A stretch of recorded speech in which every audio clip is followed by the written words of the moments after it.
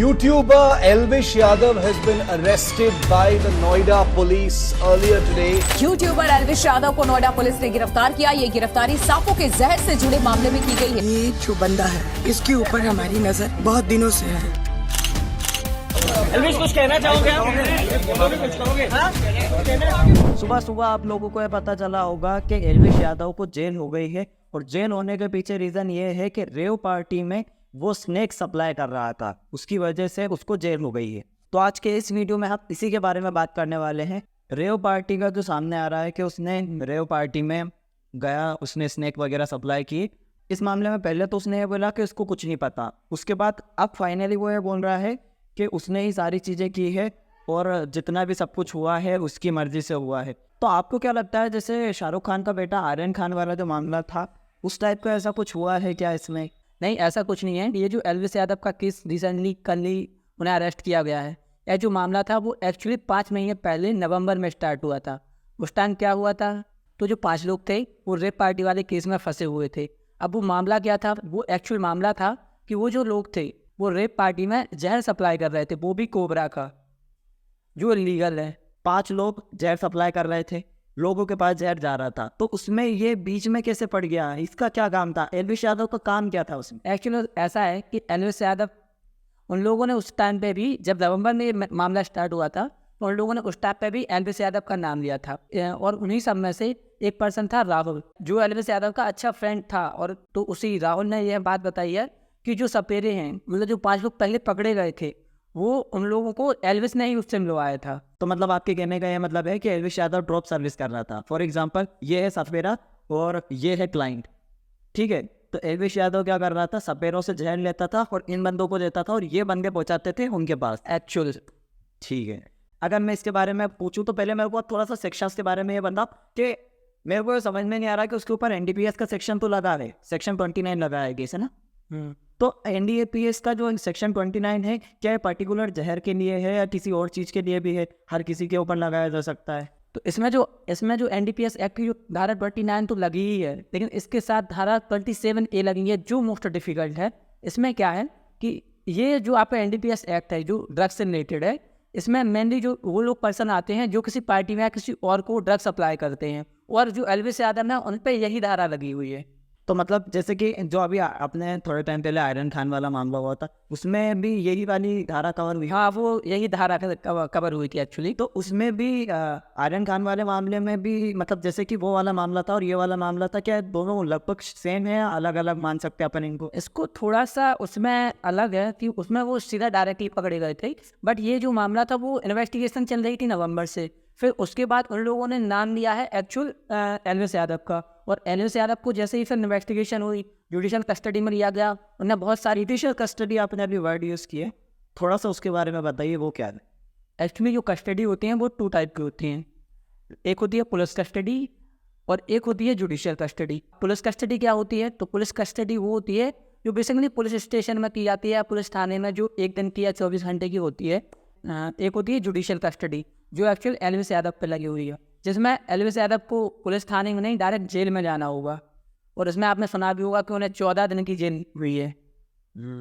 ये मामला animal quality वगैरह में भी आता है? हाँ, ये मामला एनिमल सांपों से रिलेटेड है। जो किंग कोबरा है वो ये प्रतिबंधित सांप होते हैं आपके। इन पे बैन क्यों है? एक तो ये बहुत खतरनाक हैं, और साथ ही इसका जो जहर होता है उसके 1 ग्राम की कीमत लगभग 5,000 से 25,000 तक होती है।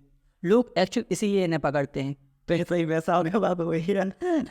अभी अपन ये मामला देख रहे हैं, तो पहले एल्विश यादव ने बोल दिया कि मेरा इनसे कोई संबंध नहीं है, मेरे को फंसाया जा रहा है। अब उसने बोल दिया कि हाँ, मैंने ये सारी चीज़ें की है, मैंने उनको पकड़ा है, पर मैंने उनको पकड़ा तो है, पर मेरे को पता नहीं था कि इसका ऐसा भी चीज़, हाँ, इससे नशा भी होता है। उसने ये बात बोल दी। तो आपको ये लगता है क्या कि ये एडवोकेट वगैरह उसको बचाने के लिए ये मतलब तरीका हो सकता है क्या, एक इस केस से बचने के लिए?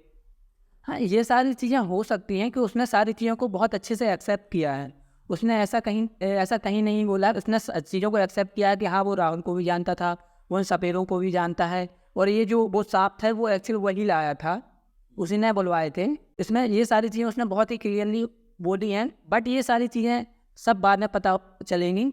सबसे पहले इसके लिए पहले चार्जशीट फाइल होगी, फिर उसे कोर्ट बुलाया जाएगा, फिर कोर्ट में इन्वेस्टिगेशन होगी, सारी प्रोसीडिंग होगी, उसके बाद इन सारी चीज़ों पे पता चलेगा क्या कैसा कोर्ट डिसीजन देता है। तो चलो ठीक है, मान लिया हमने ये सारी चीज़ें होती है, पर सामने वाले बंदे को जब पता है कि अगर वो इन सारी चीज़ों को ये बोलेगा ही नहीं, एक्सेप्ट करेगा ही नहीं कि उसने ये सारे काम किए हैं, तो वो छूट सकता है। अब तो वो डायरेक्ट जेल में चला गया, तो मतलब वो पागल है कि जो उसने ये सारी चीज़ें एक्सेप्ट करी। नहीं, कहीं ना कहीं वो इन चीज़ों को समझता था, उसने सारी चीज़ों को एक्सेप्ट करा है, बट उसने एक साथ में एक बात बोली है जो आपने भी अभी रिपीट कर दें, तो उसने साथ में भी एक बात बोली है कि उसे एक्चुअली इस बारे में पता नहीं था कि ये जो सप्लायर होती है इसका यूज़ किस लिए होता है, इसका इस्तेमाल किस लिए होता है। इसको कहीं ना कहीं वो यह कह सकता है कि हाँ, मुझे एक्चुअली पता नहीं था, इस वजह से मैंने ऐसा किया। मतलब उसके एडवोकेट हम यही चीज़ प्रूव करने की कोशिश करेंगे, शायद नहीं, कन्फर्म शायद ये चीज़ होगी, क्योंकि मतलब आपको पता है हम लोग लॉ के बारे में चीज़ें देखते हैं कि हम एक एक पॉइंट्स को कैसे पकड़ते हैं, डॉट से डॉट कनेक्ट करके, तो वो लोग इसको बहुत बड़ा मैटर बनाने की कोशिश करेंगे। मतलब यही चीज़ हमने आसाराम बापू वाले केस में भी देखी थी। वो लोग बस ये प्रूव करना चाहते थे कि एक बार बस एज प्रूव हो जाए कि 18+ थी, वो अगर उस टाइम पे प्रूव हो जाती तो इतना बड़ा मामला होता ही नहीं। तो एक्चुअली ये चीज़ प्रूव करने की कोशिश कर रहे थे, तो इतने छोटे छोटे पॉइंट्स पे हम करते हैं। वो जो मामला था, वो आसाराम बापू वाला मामला था, वो 2014 में हुआ था, वो एक डिफरेंट मामला था, वो रेप से रिलेटेड था, बट ये थोड़ा सा ये आपसा ड्रग्स से रिलेटेड है। अगर वो इंडिया में टोटली बैन है सारी चीज़ें, और ये उसी में रेप पार्टी में पकड़ा गया है, और उसको बहुत ज़्यादा शौक भी था इस चीज़ का, रेप पार्टियाँ करवाता था, एल्विस यादव करवाता है, तो उसमें ही पकड़ा गया है और उसने सारी चीज़ों को एक्सेप्ट करा है। NDPS एक्ट के हिसाब से जो जो उसके ऊपर सेक्शंस कवर हुए हैं, जो जो धाराओं की वजह से उसको पकड़ा गया है, क्या उसकी वजह से उसको मैक्सिमम और मिनिमम कितनी सज़ा हो सकती है अगर वो उसके एडवोकेट उसको नहीं बचा पाते हैं? तो अगर ये बात कही जाए तो उसे कम से कम 20 साल की भी सज़ा हो सकती है, मिनिमम 10 साल और मैक्सिमम 20 साल। उसका एक फ्रेंड इंक्लूड हुआ है, राहुल, उसकी फैमिली ने भी एल्विस यादव पे आरोप लगाए हैं कि उसकी फैमिली ने भी एल्विस यादव पे आरोप लगाए हैं कि नहीं, कि उसमें उसे फंसाया जा रहा है और ऐसा कोई कुछ नहीं है, मेरा भाई कुछ नहीं था। तो ये सारी चीज़ें हैं, ये सब चीज़ बाद में होगी, सारी प्रोसीडिंग होगी, और जितने भी लोग हैं वो लोग भी इसमें इंक्लूडेड होंगे। मैंने जो आपको अभी 5 लोगों के बारे में बताया था, तो उन लोगों को पास भी लगभग 20 ml जहर मिला था, जिसकी कीमत आप सोच भी सकते हैं, 20 ml। तो और एक्चुअली वही मामला है जो 5 महीने पहले एक्चुअल नवंबर में स्टार्ट हुआ था। वैसे एक बात है कि एल्विस भाई के आगे कोर्ट बोल सकते हैं, हाँ, पर अच्छे खासे वीडियो बना रहा था, उसके बाद सारी चीज़ें बहुत बढ़िया से चल रही थी। रेव पार्टी में जाके घुसने से क्या सच में मतलब ज़्यादा पैसा है क्या इन सारी चीज़ में, कि उसने उड़ता तीर ले लिया है? नहीं, ऐसा नहीं है। एक्चुअली उसको जो क्या था कि उसको शौक था, मतलब वो शौकी, उसको एक्चुअल क्या था, वो उसको शौक था, रेप पार्टियाँ वो बहुत करवाता था, और उसने आपको देखा होगा कि उसको कार का बहुत शौक है। आपने राव साहब का उसकी जो पुरानी जो फिल्म्स वगैरह भी जो बनाता है, तो उसमें भी उसने देखा होगा कि उसको कार का शौक है, तो वो उसने इसी चक्कर में एक्चुअली वो फंसा है। अगर आप लोग ये वीडियो पूरा देख रहे हैं तो आपको समझ में आ रहा होगा कि हम लोगों ने सिर्फ ये समझने की कोशिश की है और ये डिस्कस करने की कोशिश की है जो आप लोगों के डाउट है और आप लोग क्या समझना चाहते हो, लोग इसको किस तरीके से देख रहे हैं। इसमें हमने अपने पॉइंट ऑफ व्यू उतने ज़्यादा शेयर नहीं किए हैं, क्योंकि हम सबको ऐसा लगता है कि हम जिसे पसंद करते हैं वो कभी गलत हो ही नहीं सकता। ये कितनी सच्चाई है ये तो हमें पता ही है। एक्चुअल जो ये सारी चीज़ें हैं, वो जब मैं सुबह न्यूज़ देख रहा था तो उसमें भी मैंने जब कमेंट उनके पढ़े तो कुछ लोग बोल रहे थे कि नहीं ये गलत है, सारी चीज़ें गलत हो रही हैं, एल्विस यादव को फंसाया जा रहा है, तो आप ये सारी चीज़ें एक्सेप्ट नहीं करोगे। मैं भी उन्हें बहुत अच्छे से मानता हूँ। उनके 15 मिलियन फॉलोअर्स हैं आपके इंस्टाग्राम पर, 14 मिलियन फॉलोअर्स हैं उनके यूट्यूब पर। तो हम लोगों ने इसके अकॉर्डिंग सारी चीज़ें नहीं किए हैं, बट जो एक्चुअल पूरा मामला है वो हमने आपके सामने लाने की कोशिश करी है इसमें। और वैसे भी अगर हम लोग इतने बड़े होते, जज करने लायक होते, तो हम सभी लोग जज बन जाते। जो मामला जहाँ पे जाने वाला है, कोर्ट में जाने वाला है, जज लोग इसका फैसला सुनाएंगे और जो भी बातें आएगी वो हम सभी को माननी पड़ेगी। तो मैं आप लोगों से यही कहना चाहता हूँ कि हम लोगों को ऐसा लगता है कि अगर हम किसी को पसंद करते हैं तो वो बुरा नहीं हो सकता, वो गलत नहीं कर सकता। इवन हमने आसाराम बापू के ऊपर एक वीडियो बनाया था, उसमें कई लोगों ने मेरे को और हम लोगों के पास बहुत सारे कमेंट आए, इवन मेल्स आए कि आप उनके बारे में ऐसा कैसे बोल सकते हो, वो उनको फंसाया गया है।